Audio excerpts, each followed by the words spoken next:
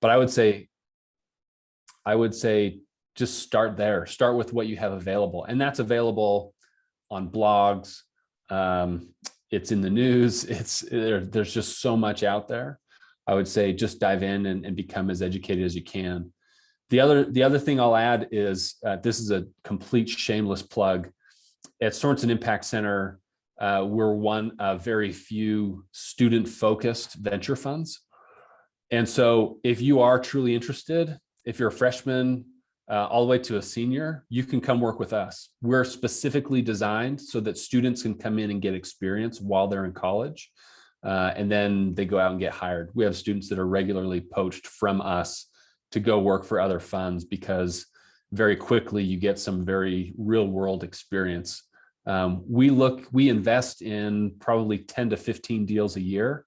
Our students, we have a cohort of 30 students, and they're the primary people responsible for the due diligence of all of our investments.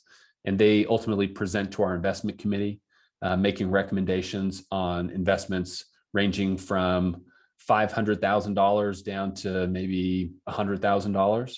So during your internship with us, which can last as long as you want, you can get $3 to $4 million worth of experience under your belt in a very real world format, and that's been an incredible value add to countless students. I've probably mentored over 150 students during my time here, and so that's exactly why we exist, is to give you guys that opportunity.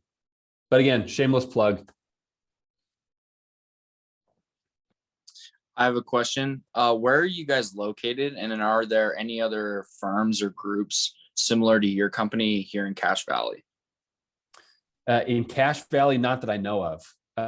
We are located in Salt Lake City. My office is at the University of Utah, but we recruit from BYU, U of U, Utah State, Westminster. We've actually started recruiting from schools outside of Utah as well. So we have students from Berkeley, Texas A&M, Northeastern, and others. If you're interested, please reach out to me, ask questions, or go to our website. There are other programs that are similar. There's the University Growth Fund, which focuses on later stage venture, whereas we focus on early stage venture. I know at BYU, they are starting kind of an impact focused fund that is sort of similar. And then I'm trying to think what others that are student focused. There aren't very many. I know Harvard has something sort of similar. University of Michigan has something sort of similar. And University of Chicago has something similar. Dollar values on most of those are a little bit smaller though. Good question, Kobe. Any others? I had one. What type of students do you generally see? Yeah, I was, Or you can go too, Kyle. Oh, Nicole, why don't you do it? And then Kyle, why don't you be next? Okay. What kind of students do you usually see succeed at Sorensen Impact? What are some of the qualities they have?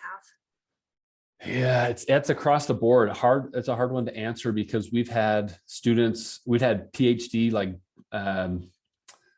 neurochemistry students that have come in and done a terrific job. We've had English students come in and do a terrific job.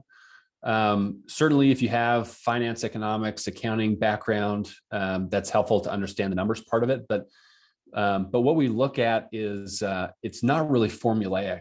A lot of the companies that we look at and invest in, the reason they're coming to us is because everybody else says no. The banks say no. All the other kind of later stage financial providers are saying, no, it's too risky. You're losing money. You've barely been around for a year or two. You have very few customers. Those are all the reasons why everybody else says no. So what we try and look for is kind of critical thinking, basically trying to find or develop estimates or find answers in a scenario where you don't have very much information at all. So we're looking for, what do customers think about this? Who's adopting it? How fast are they adopting it? And kind of a generally applied critical thinking skill set, I guess, is what most commonly I see among students that succeed. I would say you have to have very open communication, and you have to be a hustler, I think, more than anything, because you're going to be learning on the job. You're going to be doing stuff that you didn't know how to do yesterday, and you're going to be teaching it to somebody tomorrow. So there's a lot that you have to just learn on the fly. So critical thinking, good communication, and the ability to hustle, I think, are three key characteristics.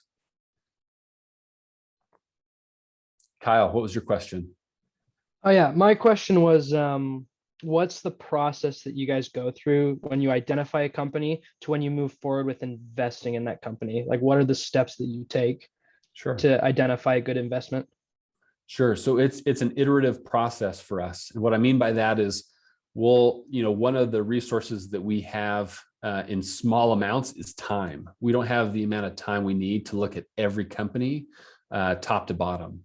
So the iterative process that I was just mentioning consists of us, being introduced to a company, getting some preliminary information, and then trying to understand whether or not it's a fit with our kind of investment mandate. Most funds will have something that they specialize in, whether that's fintech or health or ag or a variety of other things, or a stage. They could be focused on early stage or late stage or something beyond that. So you're initially just doing a quick screen to identify whether or not it's a fit. Then you're taking a deeper look to understand some of the growth metrics. And then, this continues along the way, and you're making multiple decisions along this pathway. With every additional piece of information you get, you have a new perspective on the company, and you're making a new decision on whether or not to continue looking at the company. And then ultimately, you have to make a decision, and that typically you don't have all the information you want at that point. But you ultimately do have to make that decision of whether or not to invest. And so start to finish, we're always asking more questions. We're always trying to gather more information, but ultimately we have to stop that process and make a decision.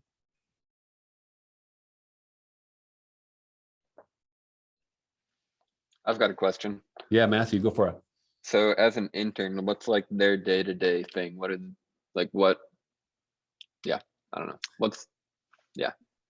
know. So that process that Kyle just asked about, that's where you focus the most amount of your time. So you're involved in reaching out to find new investment opportunities, calling entrepreneurs to gather some of that initial information, working with me and the other staff members to dive into deeper diligence. That's, looking at all the information that the company gives to you, looking through legal docs, employment contracts, customer contracts, all the data that you can get from the company, and then also going out and gathering secondary research. So looking at market trends, looking at customer growth, looking through their financial model and vetting that against assumptions that you're building on your own. Start to finish, you're looking at usually like a 2-month process, and it's generally about 20 hours a week. And in that time frame, you're getting that breadth of experience. And you're doing multiple at the same time. So you'll have, a fintech company you're looking at, and then you'll be vetting 3 new deals that just came in, and you'll be preparing a presentation for the investment committee that's coming up next week. You're doing all of this at the same time, and you're working with your peers who are on those same deals. So you'll work with, 4 other students on one deal. On the other projects that you're on, you'll be with a different group of students, and it's just kind of you're constantly meeting new people, meeting new entrepreneurs, and looking at new companies.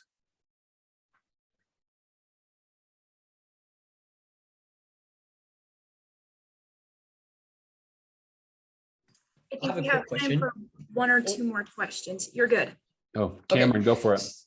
So what does the, career progression look like in venture? Like, what position do you start at?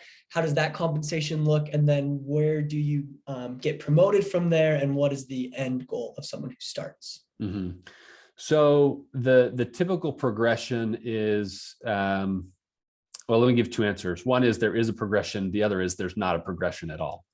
The first answer, the typical progression you'll see, or the roles I'll say that you'll see in a typical venture fund are analyst, senior associate, principal or vice president, and partner.